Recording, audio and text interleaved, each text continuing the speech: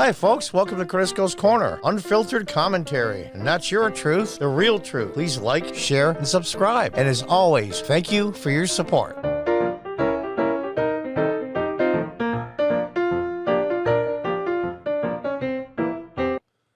Hi, folks. Welcome back. You're going to love this one. Now, this is coming from Seattle, one of the progressive, woke, major cities in the country. I mean, these people are whack jobs. Seattle City Council introduces a bill to take decision of which cases to prosecute, wait for it, away from the city attorney. In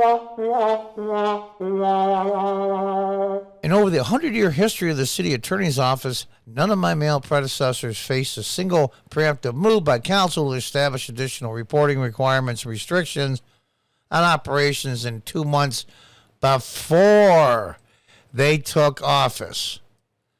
Now, this is a woman now, so what are you going to mansplain now how to prosecute? Let's read this stupidity. In fact, this shirt right here says it all. Says it all. Show supervisor. Let's read on. Seattle residents related when Republican Anna Davison was willfully elected in November to serve as the next city attorney. Davison ran the promise to clean up the city by prosecuting criminals, something Pete Holmes, the current progressive city attorney, refused to do. Holmes turned the justice system into a revolving door for criminals, which plumbed the city into a lawless den. Now, I will have to give credit to the people of Seattle for voting for Ms. Davison. Good for them. Good for them.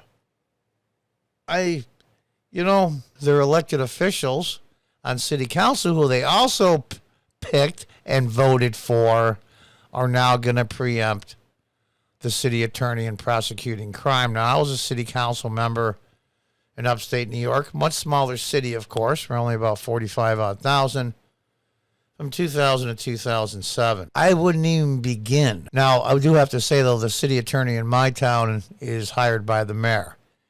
It's not an elected position. But either way, it comes out the same. I couldn't even begin to even understand just the power grab and the narcissism and whatever other word you want to use to describe this city council. Like, I was on city council. I couldn't even begin to imagine telling a city attorney who to prosecute and why. It's unbelievable. These people are so bad. Absolutely ridiculous.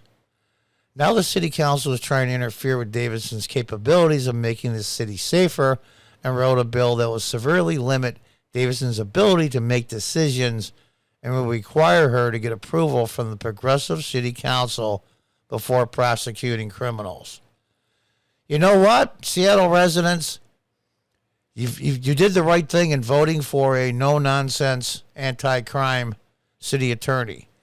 That I'll give you. But here's the thing. Here is the thing. You're going to continue and continue and continue to vote for these progressive morons. When are you going to understand? Wait till you read the rest of this. Written and introduced by City Council member Andrew Lewis and sponsored by outgoing Council President Lorena Gonzalez, legislation will require Davison, when she takes office, to report case data to the City Council every quarter. Now, listen to this crap. Davison would be required to submit data to the council that would include both the suspect and victim's racial and demographic information, housing status, employment, and income. So whether you go to jail or get prosecuted is based on your race and income. So someone that does fairly well will get prosecuted someone whose income is not existent or low will get diverted into community programs. That, my friends, is a two-tier justice system. Housing status, that's a nice way for are you homeless? Employment status. So let me see. I'm employed at a really good job. There's a lot of aerospace in Seattle. Making big bucks. Of course, it's expensive to live there. So I get to go to jail because I have a good job. And probably as a rule, they're looking out for the white people that do very well income-wise, employment-wise, and housing-wise. And they get to go to jail. But the other ones don't have to. And people of Seattle, this is what you voted for. Now, I'll say this. You took the right step into voting for this city attorney. No nonsense, anti-crime city attorney. What about the next city council cycle? I was term limited out after 8 years, 2 4-year terms. What about the next city council cycle? Vote all of these sons of out of office, all of them. And for the next decade, make it 2 decades, a whole generation, 20 years. Do not vote for the piece of Democrats in your city for 20 years. Just do it. You've got nothing to lose. Absolutely nothing to lose. In the over 100-year history of the city attorney's office, none of my male predecessors, and that's the other thing. What are they, mansplaining to her now how to prosecute? What happened to women can do the job too? Dun, dun, dun. You know, Rosie the Riveter. Whatever happened to that crap? Of course women can do the job. Don't have a problem with it, but they're going to oversee a woman now? These people are such hypocrites. It's horrible. Face a single preemptive move by City Council to establish additional reporting requirements and restrictions on operations in the 2 months before they took office. Nor did Council show any interest in scrutinizing the limited data provided by my predecessor, who was male. The people made their choice. And what the City Council is saying, we don't give a good damn what the residents want. We know better than them. We know better. So we're going to say, now, children, we know what's best for you. Just sit down and shut up. Last weekend, Davison reported that she will be entering into a new position with a backlog of over 3,800 unfiled cases, including assaults, domestic violence, and thefts.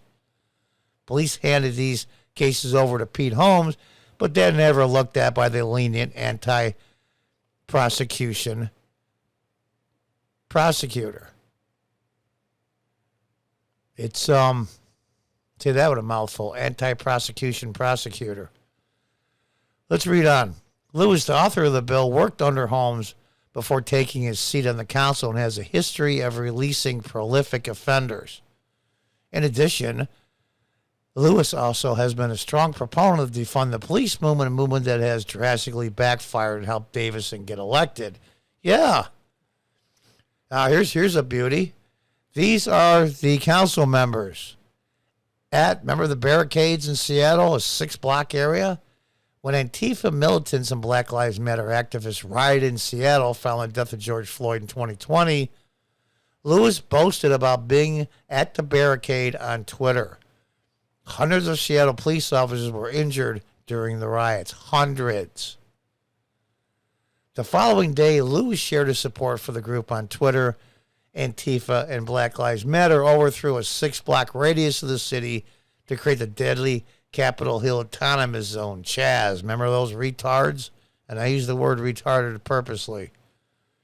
Seattle PD was forced to vacate the East Precinct, and only after many innocent people died in the Chaz, and they did. Remember they filled that one car, I think it was a van, I'm not sure, full of bullets and killed some young black men. including black minors. Mayor Jenny Durkin finally ordered Seattle Police Department to dismantle the zone. The Seattle City Council set to vote in legislation on Monday after rejecting City Council member Alex Penderson's request to postpone the bill until Davidson is sworn into office. What difference does it make?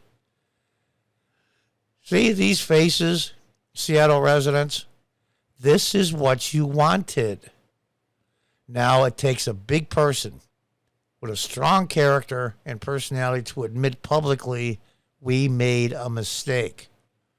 See these mental pygmies? Get rid of them. Get rid of them. You finally have a city attorney that's going to prosecute. Unbelievable to me. Unbelievable. And there she is on the left, the new city attorney and the outgoing city attorney on the right. It's your typical, in my 30s, progressive white male crap. I mean, they give men a bad name. The soy boy morons whose testosterone level is lower than 12-year-old girls. Get rid of these people. Get rid of them. And if you don't, I don't want to hear anything at all from anybody in cities like Seattle about what do we do? What do we do? Have the feds come in and help. You idiots did it to yourselves.